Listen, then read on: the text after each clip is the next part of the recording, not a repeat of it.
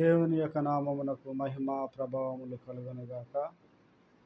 గడిచిన దినములంతా కూడా ప్రభు తన కృపలో మనందరినీ కూడా క్షేమకరముగా కాపాడి మరి యొక్క పునరుద్ధరణ దినము నాటికి వాక్యమును ధ్యానం చేయుటకు ప్రభు మనకు సహాయం అనుగ్రహించుంటున్నాడు.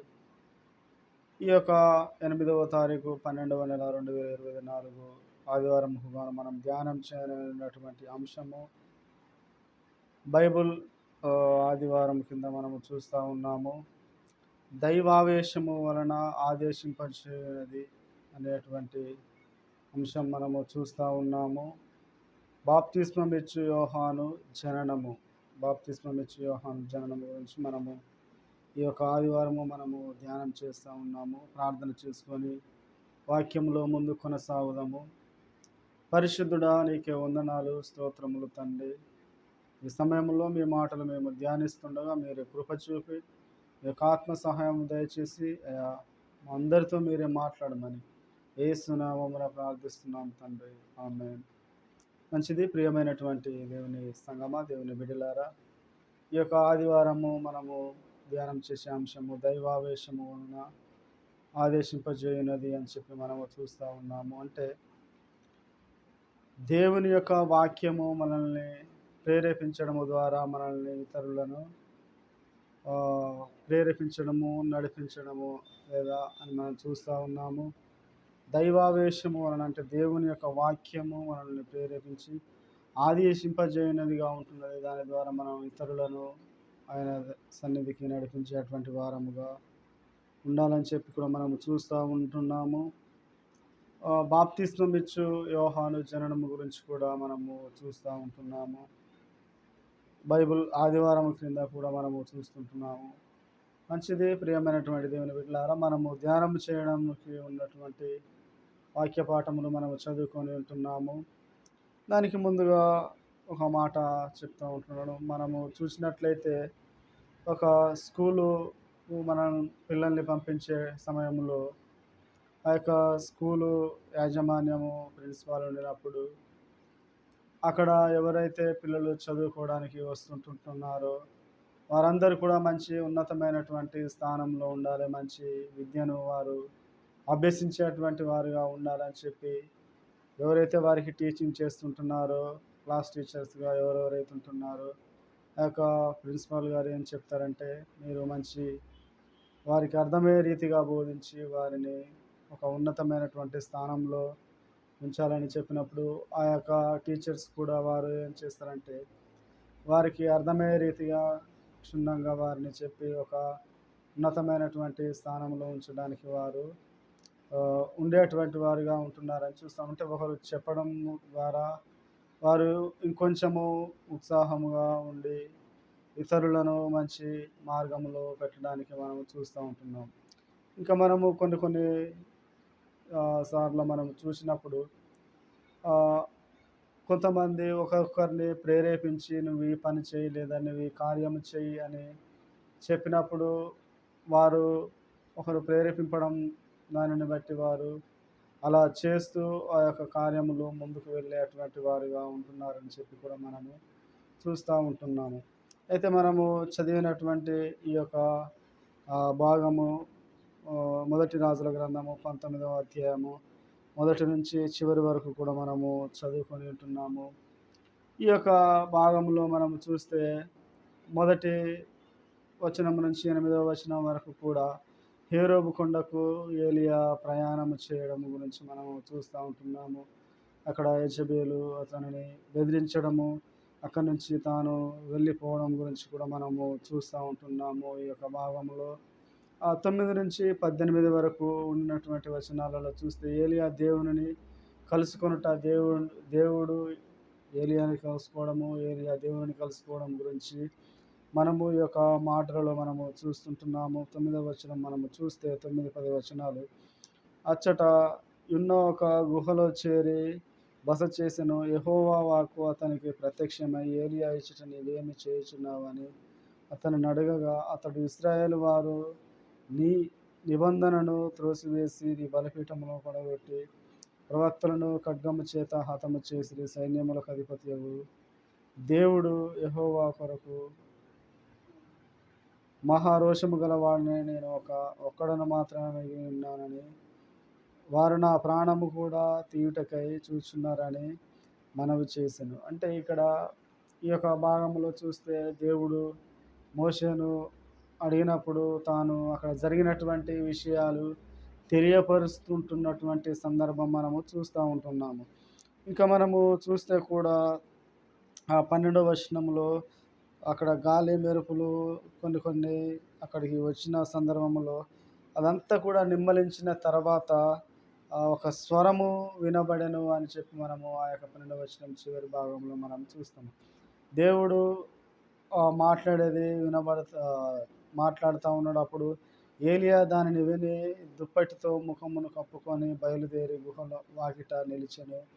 అంతటా ఏలియా ఇచ్చట నీవేమి చేయుచున్నావు అని ఒకడు పలికిన మాట అతనికి వినబడెను. అందుకు అక్కడ సమాధానం మరలా చెప్తా ఉన్నాడు. అక్కడ ఉన్నటువంటి వారు చంపివేశారు, ఇలా జరిగిందని చెప్పి అక్కడ సమాధానం చెప్తూ 15వ వచనంలో మనం చూస్తే, అప్పుడు యెహోవా అతనికి సెలవిచ్చినది ఏమనగా, నీవు మరలి అరణ్య మార్గమున దమస్కునకు పోయి దానిలో ప్రవేశించి సిరియా దేశము మీద హజాయేలునకు పట్టాభిషేకము చేయుము.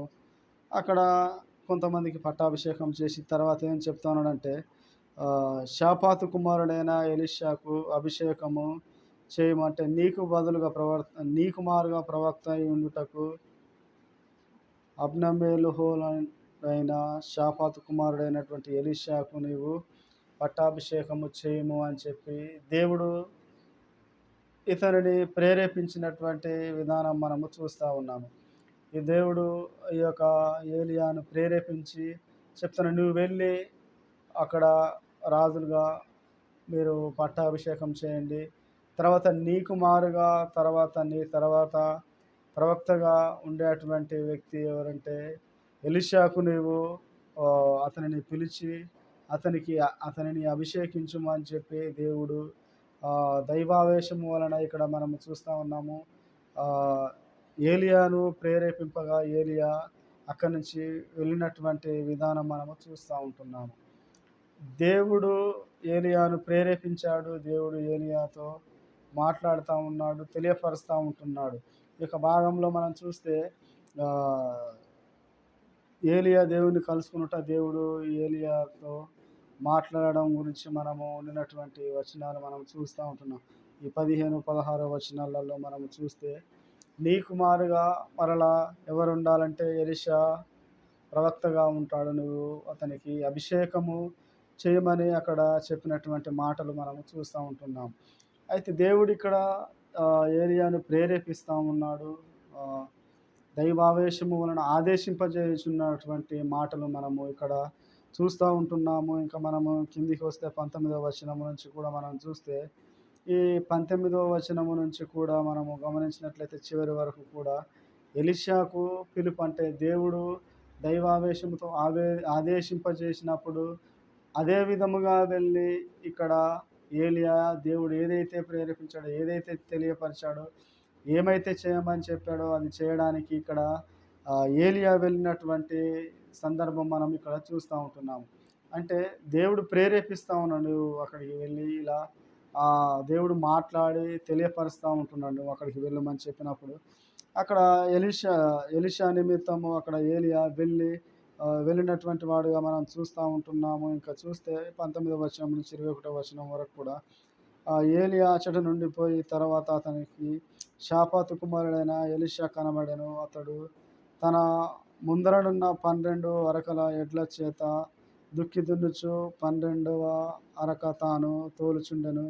ఏలియా అతనిని చేరబోయి తన దుప్పటి అతని మీద వేయగా అతడు ఎడ్లను విడిచి ఏలియా వెంట పరిగెత్తి తన తల్లిదండ్రులకు చెప్పొస్తానని చెప్పి అక్కడి నుంచి వెళ్ళడము, తర్వాత కాడి ఎడ్లను విప్పి వధించి అక్కడ భోజనము చేయడం నిమిత్తం గురించి మనం కూడా అక్కడ చూస్తూ ఉన్నాం.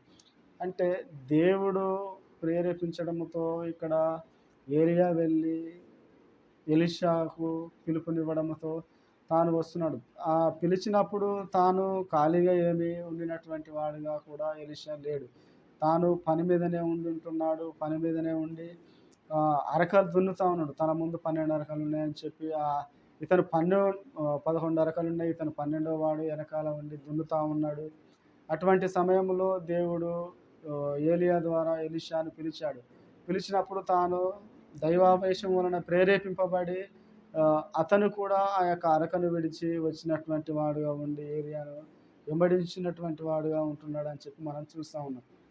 మనము కూడా కొన్ని సార్లు దేవుడు మనల్ని ప్రేరేపించి ఒకరితో నీవు మాట్లాడము, ఒకరికి ఇలా సువార్త ప్రకటించుము, ఒకరిని నీవు నా సేవ నిమిత్తము ఏర్పరచమని దేవుడు మనల్ని అనేక పర్యాయములు వాక్యము చేత ఆయన యొక్క ఆత్మ చేత మనల్ని ప్రేరేపిస్తూ ఉంటాడు. కానీ మనము ఆ యొక్క దైవ ప్రేరణను మనము దైవావేశం వలన కలిగేటువంటి ఆ యొక్క ప్రేరణను మనము వారేమొస్తారులేండి, వారు పనిచేసేవారుగా ఉంటున్నారు, తాను పెద్ద ఉద్యోగం చేస్తా ఉన్నాడు, వారికి నేను చెప్పినా వారు వినిపించుకోరేమో అని చెప్పి మనకు మనముగా ఒక ఆలోచన కలిగి మనము దేవుడు ప్రేరేపించేది, దేవుడు ఆదేశింపజేసేది మనము చేయనటువంటి వారముగా ఉంటాం.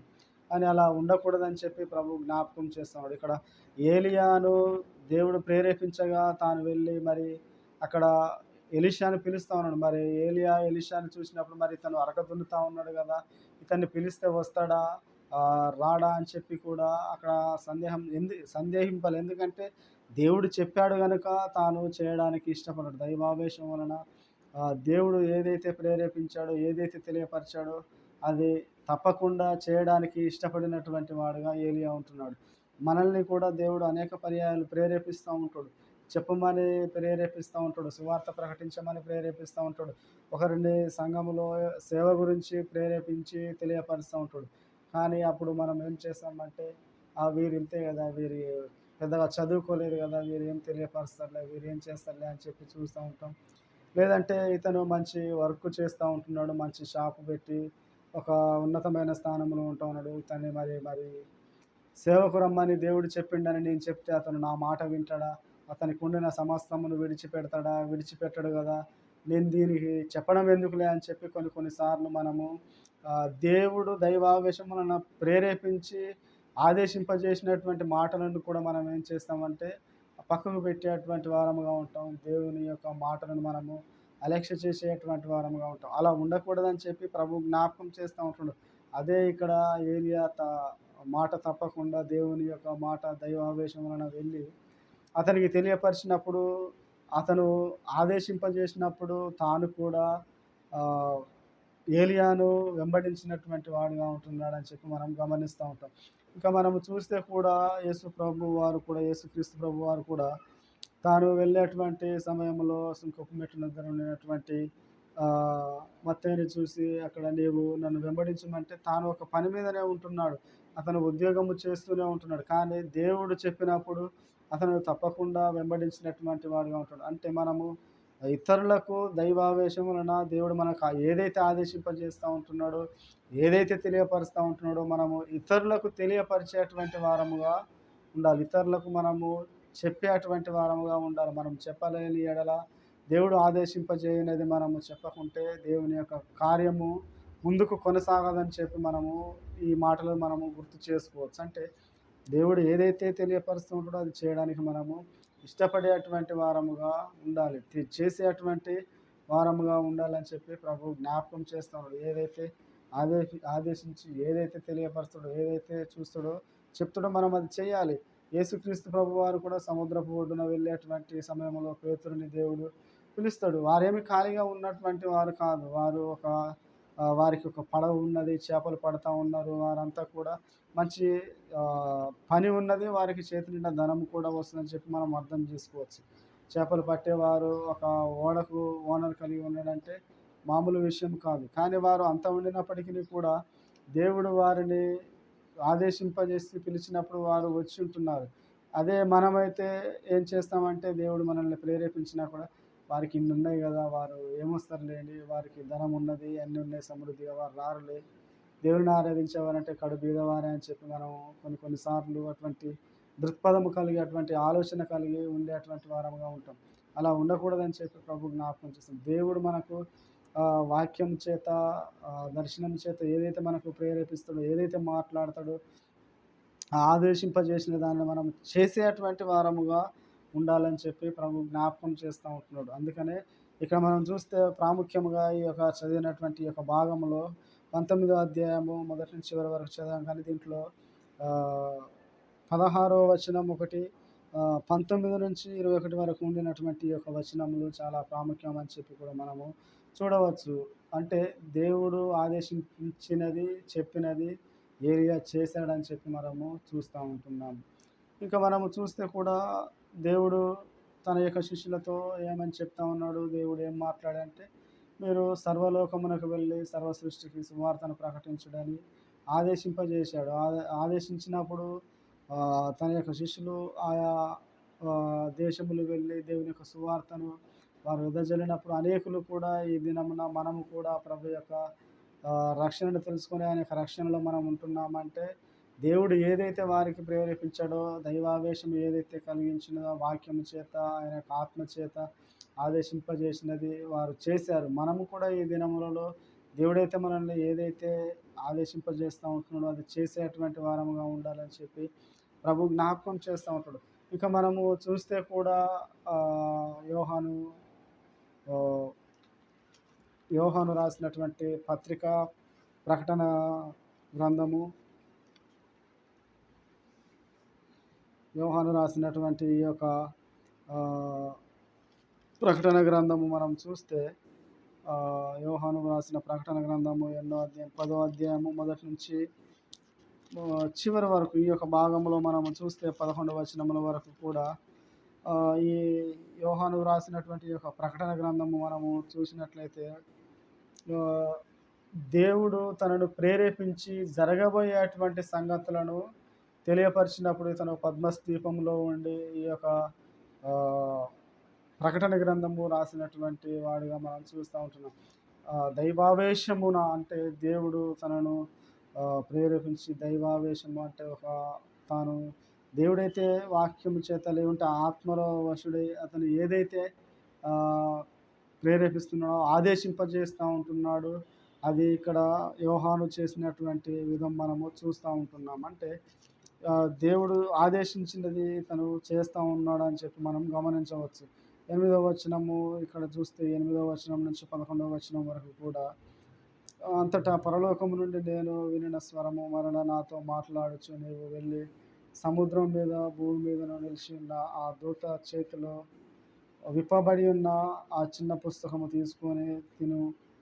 తీసుకొని మరి చెప్పుట వింటిని. నేను ఆ దూత వద్దకు వెళ్ళి ఈ చిన్న పుస్తకము నాకు ఇమ్మని అడగగా ఆయన దానిని తీసుకొని తినివేయము, అది నీ కడుపుకు చేదగును కానీ నీ నోటికి తేనె వలె మధురముగా ఉండునని నాతో చెప్పాను. అంతటా నేను ఆ చిన్న పుస్తకమును దూత చేతుల నుండి తీసుకొని దానిని తిని అది నా నోటికి తేనె వలె మధురముగా ఉండెను కానీ నేను దానిని తిని వేసిన తర్వాత నా కడుపుకు అది ఇచ్చేదాను. అప్పుడు వారు, నీవు ప్రజలను గూర్చి, జనములను గూర్చి, ఆయా భాషలు మాట్లాడు వారిని గూర్చి, అనేక మంది రాజులను గూర్చి మరలా ప్రవచింపు నగాత్యమని నాతో చెప్పాను. దేవుడు ఏదైతే తెలియపరుస్తుంటున్నాడో, ఏదైతే చేయమని చెప్పి ఉంటున్నాడో అది ఆదేశించినది ఇక్కడ యోహాను చేసినటువంటి వాడిగా ఉన్నాడని చెప్పి మనం చూస్తూ ఉంటున్నాం. నువ్వు వెళ్ళి ఆ యొక్క చిన్న పుస్తకము తీసుకొని దానిని తినివేయమని చెప్పినప్పుడు అక్కడ ఆ మాట చేసినటువంటి వాడుగా ఉన్నాడని చెప్పి మనము చూస్తూ ఉంటున్నాం. ఇంకా దీంట్లోనే మనము చూస్తే, నీవు ఆ సంగతులను రాయకూడదు, దానికి ముద్ర వేసి ఆ చిన్న పుస్తకము ఆయన తన కుడి పార్శ్వమున సముద్రం ఉండగా సింహము గర్జించు గొప్ప శబ్దము ఆర్భాటించుచుండెను. 7 మూరలు 7 శబ్దములు పలికెను. ఆ 7 ఉరుములు పలికినప్పుడు వ్రాయబోచుండగా 7 ఉరుములు పలికిన సంగతులను ముద్ర వేయము, వాటికి వ్రాయవద్దని పరలోకము నుండి ఒక స్వరము పలుకుట వింటిని. అంటే తాను చూసినదంతా కూడా రాస్తూ ఉంటున్నాడు యోహాను. రాసినటువంటి సందర్భంలో నీవు ఇది రాయకూడదని దేవుడు ఏదైతే చెప్తా ఉంటున్నాడో అది రాయకుండా అంతటితో ఆగిపోయినటువంటి ముద్ర వేయి పరలోకం నుండి స్వరం పలుకుట వ్రాయవద్దని మనం చూస్తే 4వ వచనం, ఆ 7 ఉరుములు పలికినప్పుడు నేను వ్రాయబోచుండగా 7 ఉరుములు పలికిన సంగతులకు ముద్ర వేయము, వాటిని వ్రాయవద్దని పరలోకం నుండి ఒక స్వరము పలుకుట వింటిని. మరియు సముద్రం మీదను భూమి మీదను నిలిచి ఉండగా నేను చూసిన ఆ దూత తన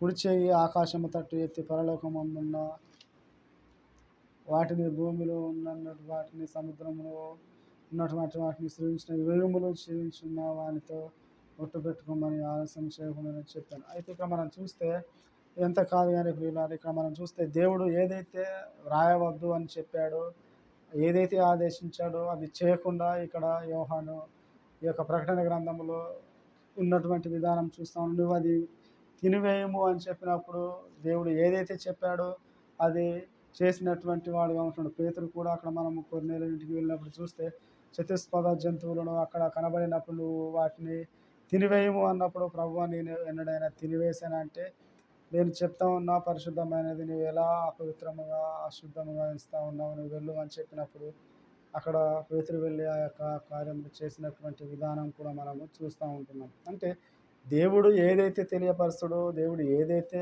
చెప్తాడో అది తప్పనిసరిగా చేసేటువంటి వారముగా మనం ఉండాలని చెప్పి ఈ యొక్క భాగంలో ప్రభు మనకు జ్ఞాపకం చేస్తూ ఉంటున్నాడు. అంటే దేవుని వాక్యము ఏది మనకు చెప్తే అదే మనము చేసేటువంటి వారముగా, దైవ ప్రేరణ అంటే దేవుడు ఏదైతే మనకు ఆదేశిస్తూ ఉంటున్నాడో, ఏదైతే తెలియపరుస్తూ ఉంటున్నాడో అవి చేసేటువంటి వారముగా ఉండాలని చెప్పి ప్రభు జ్ఞాపకం చేస్తూ ఉంటున్నాడు. ఇంకా మనము చదవబడినటువంటి సువార్త పాఠము పరిశుద్ధ లూకా సువార్త 1వ అధ్యాయము 39 నుంచి 45 వరకు ఉన్నటువంటి వచనమును మనము అయిన వారము కూడా ధ్యానం చేసినటువంటి విషయములు దీనిలో ఉంటున్నవి. అయితే ఇక్కడ మనము చూసినట్లయితే ప్రియులారా, మరియా ఇక్కడ మనం వచ్చినటువంటి సంగతులు మనం చూస్తాము. ఆ దినములందు మరియా లేచి యూదా ప్రదేశములోని కొండ సీమలలోనున్న ఒక ఊరికి త్వరగా వెళ్ళి జకర్యా ఇంట ప్రవేశించి ఎలిజబెత్తుకు వందనములు చేసెను. ఎలిజబెత్ మరి యొక్క వందన వచనము వినగానే ఆమె గర్భములో శిశువు గంతులు వేసెను. అంతటా ఎలిజబెత్ పరిశుద్ధాత్మతో నిండుకొనినదై బిగ్గరగా ఇట్లనెను, స్త్రీలలో అంటే ఈ యొక్క మరియా రావంగానే అక్కడ చూస్తే ఏమైనదంటే, ఈమె గర్భములో శిశువు గంతులు వేసినటువంటి సందర్భం మనము చూస్తూ ఉంటున్నాము.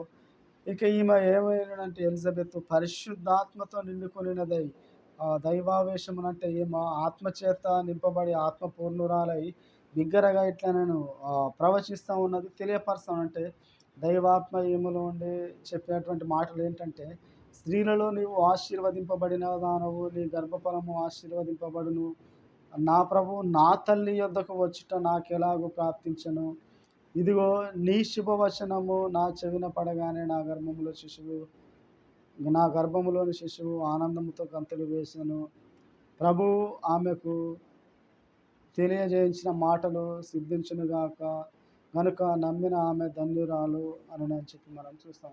ఈమె ఆత్మపూర్ణురాలే అంటే యేసుక్రీస్తు ప్రభువారు మరియమ్మ గారి గర్భములో ఉంటున్నాడు, ఎలిజబెత్ అమ్మ గర్భములో యోహాను గారు ఉంటున్నారు. ఆమె రాగానే ఈమె యొక్క గర్భములో శిశువు ఆనందముతో సంతోషంతో గంతులు వేస్తూ ఉంటున్నది. గంతులు వేసిన తర్వాత అక్కడ మనం చూస్తే ఈమె ఆత్మపూర్ణురాలై ఏం చేస్తూ ఉన్నదంటే, పరిశుద్ధాత్మలతో నిండుకొనినదై బిగ్గరగా ఇట్లను ఆత్మపూర్ణులు అంటే ఆమె పలికేటువంటి మాటలు, ఇది మొదలుకొని నీ గర్భఫలము ఆశీర్వదించబడను, స్త్రీలలో నీవు ఆశీర్వదించబడిన దానం అని చెప్పి కొన్ని ప్రవచన మాటలు అక్కడ మనము చెప్పినటువంటి విధానం మనము చూస్తూ ఉంటున్నాం. అంటే దైవావేశము వలన ఆదేశింపజేయనది దేవుని యొక్క వాక్యము. దేవుడు ఏదైతే మనకు ఆదేశింపజేస్తూ ఉంటుందో, ఏదైతే మనకు తెలియపరుస్తూ ఉంటుందో అదంతా కూడా మనము చేసేటువంటి వారముగా ఉండాలని చెప్పి ప్రభు జ్ఞాపకం చేస్తాం. ఇంకా బాప్తిస్మం ఇచ్చి యోహాను జననము కూడా మనము ఈ యొక్క భాగంలోనే మనము చూస్తూ ఉంటాము. ఇక్కడ మనము చూస్తే ఈ ఎలిజబెత్ మరి అమ్మగారు కలిసి ఉండిన తర్వాత ఆమె అక్కడ నుంచి అంతటా మరియా ఇంచుమించు 3 నెలలు ఆమెతో కూడా ఉండి పిమ్మట తన ఇంటికి వెళ్ళాను. ప్రసవకాలం వచ్చినప్పుడు ఎలిజబెత్ కుమారుణ్ణి కనెను. 57వ వచనంలో మనం చూస్తూ ఉంటాం. ఎలిజబెత్ ప్రసవ కాలం వచ్చినప్పుడు కుమారుని కనెను. అప్పుడు ప్రభువు ఆమె మీద కనికరం ఉంచిందని చెప్పి అక్కడ ఇరుగు పొరుగు వారందరూ కూడా బంధువులు అనుకుంటున్నారు. అనుకున్న తర్వాత 8 దినములకు తర్వాత సున్నతి చేయవచ్చు. తండ్రి పేరును బట్టి కుమారునికి పేరు పెట్టాలి. ఆ దినములలో ఉండినటువంటి ఆచారములను బట్టి చూస్తే అక్కడ 60వ వచనంలో చూస్తే తల్లి ఇలాగూ పేరు అక్కడ ఉండినటువంటి వారు పేరు పెట్టబోచుండగా తల్లి ఇలాగూ వద్దు, వానికి యోహాను అని పేరు పెట్టవలెనని చెప్పిన. అంటే యోహాను అనే పేరు పెట్టాలని చెప్పినప్పుడు నీ బంధువులలో ఎవరు కూడా ఇటువంటి వారు లేరు కదా అని చెప్పి ఆమెను ప్రశ్నించడము. తర్వాత అక్కడ జకర్యాకు మాట రాకపోవడంతో వారు సైగలు చేసినప్పుడు తను కూడా జకర్యా పరిశుద్ధాత్మతో నిండుకొని అతను కూడా చెప్తా ఉన్నాడు, ప్రవచించిన ప్రభు అయిన ఇశ్రాయేలు దేవుడు స్తుతింపబడును గాక, తన ప్రజలకు దర్శనమిచ్చి వారికి విమోచన కలగజేయట కొరకు వచ్చి ఉంటున్నాడని చెప్పి తనకు యోహాను పేరు పెట్టవాలని చెప్పి జకర్యా కూడా చెప్పినటువంటి మాటలు మనం చూస్తాం. ఈ యొక్క యోహాను జననము గురించి కూడా మనం చూస్తే ఇతను కూడా జన్మించిన తర్వాత పెద్దవాడైన తర్వాత దైవావేశం వలన ఇతడు అనేకులను కూడా ప్రభు మార్గము సరళము చేసినటువంటి వాడుగా యోహాను గారు ఉంటున్నాడు. ప్రభు మార్గము సరళము చేసి ఆయన యొక్క క్రీస్తు ప్రభు వారి మార్గానికి సరళం చేసి తాను ముందుగా ఉండినటువంటి వాడుగా ఉన్నటువంటి విధానం మనం చూస్తాము. ఈ యొక్క యోహాను జననముతో అక్కడ అనేకులకు రక్షణ మార్గము ప్రచురించినటువంటి వాడుగా ఉన్నటువంటి విధానం మనము చూస్తూ ఉంటున్నాము. దేవుడు ఏదైతే తెలియపరుస్తున్నాడో, ఏదైతే చెప్తాన్నాడో అది ప్రకటించాడు, తెలియపరుస్తున్నాడు. ఏంటంటే అరణ్యములో తెలియపరుస్తున్నాడు, పరలోక రాజ్యం సమీపించినది కనుక మీరు వచ్చి మారుమనసు పొంది బాప్తిస్మము తీసుకొనుడి అని తెలియపరుస్తూ ఉన్నాను. అనేకులు వచ్చి అడిగినప్పుడు కూడా సర్ప సంతానమా అని చెప్పి కూడా వారిని అనినటువంటి విధానం కూడా మనం చూస్తాం. దేవుని కొరకు ఒక రోషము కలిగి బ్రతికినటువంటి వాడుగా యోహాను ఉన్నాడని చెప్పి కూడా మనము చూసేటువంటి వారముగా ఉంటున్నాము. కనుక మనము కూడా దేవుడు మనల్ని ఏదైతే దైవావేశము ఆదేశింపజేస్తూ ఉంటున్నాడో, ఏదైతే తెలియపరుస్తూ ఉంటున్నాడో మనము అవి చేసేటువంటి వారముగా ఉండాలి. ఈ యొక్క దేవుని వాక్యము మనం చూస్తే బైబిల్ ఆదివారం కింద కూడా మనము చూస్తున్నాం. వాక్యము మనము చూసినప్పుడు ఏదైతే వాక్యము మనల్ని మనము చదివేటప్పుడు మనతో మాట్లాడుతూ ఉంటుంది. కొంతమంది మనము చూసినట్లయితే బైబిల్లో తప్పులు తెలుసుకుందామని చదివినటువంటి వారు ఆ చదవడంతో ఆ వాక్యము బైబిల్ వారిని ప్రేరేపించి ఆ వాక్యము వారిని మంచి మార్గములో నడిపించినటువంటి విధానం మనం చూస్తాం. అనేకులు కూడా సాక్ష్యం తెలియపరుస్తూ ఉంటారు. నేను బైబిల్లో తప్పులు వెతకడం కొరకు నేను చదివాను, కానీ బైబిల్ నా తప్పులు చూపెట్టి నన్ను సరిదిద్దినటువంటిదిగా ఉన్నదని చెప్పి మనము అక్కడ చెప్పేటువంటి సాక్ష్యాలు కూడా కొంతమంది మనము చూడవచ్చు. అంటే దేవుడు మనల్ని ప్రేరేపించింది, మనము ఆదేశించింది మనము చేసేటువంటి వారముగా ఉండాలి. అటువంటి కృప పరిశుద్ధాత్మ దేవుడు మనందరికీ దయచేయునుగాక. ఆమేన్. కృపగల తండ్రి, మహోన్నతుడా, నీకు వందనాలు. ఈ నామమును ప్రార్థిస్తున్నాం, కృప చూపండి అయా. విన్న వాక్యమును బట్టి నీకు వందనాలు అయా. మీరు ఏదైతే ఆదేశిస్తారో, ఏదైతే మాకు తెలియపరుస్తారో మేమందరము కూడా చేసి మీ యొక్క నామమును ఘనపరుస్తూ నీకు సాక్షాత్కారంగా ఉండటం కృప చూపండి. యేసు నామమున ప్రార్థిస్తున్నాం తండ్రి, ఆమేన్.